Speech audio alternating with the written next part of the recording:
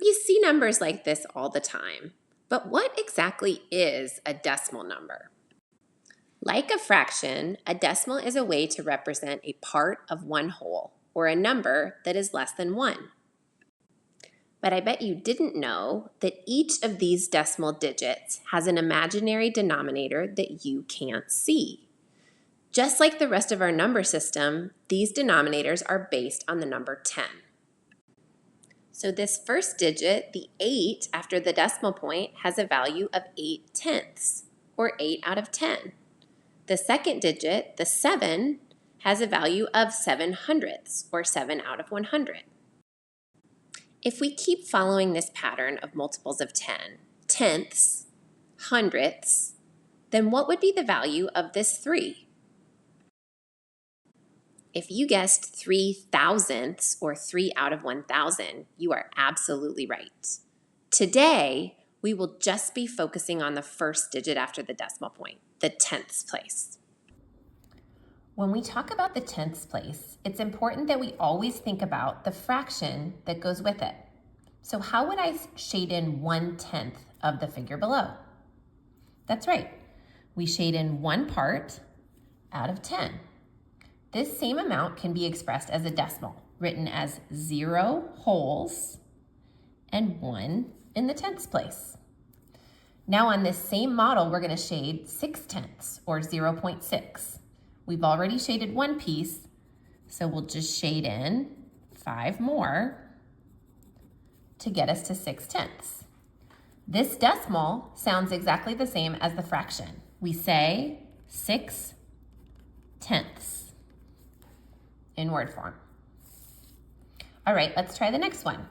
How would you shade 3/10 of the figure below?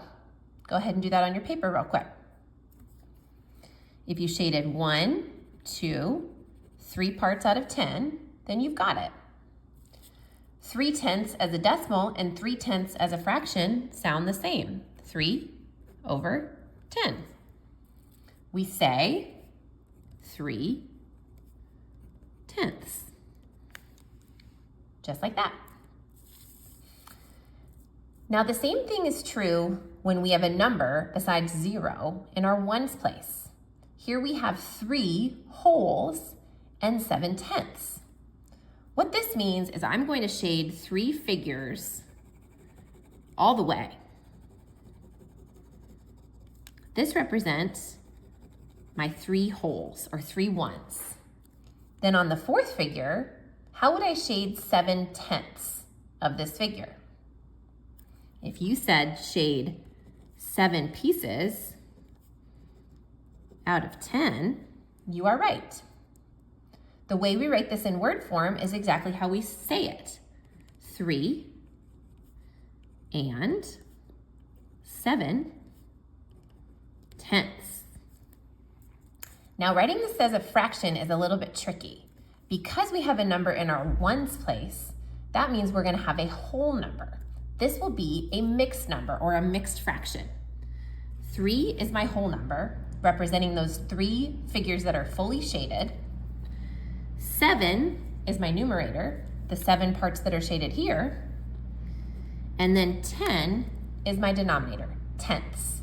So 3 and 7/10 as a decimal, and 3 and 7/10 as a mixed number sound exactly the same, and they represent the same value. Want the worksheet I'm using in this video?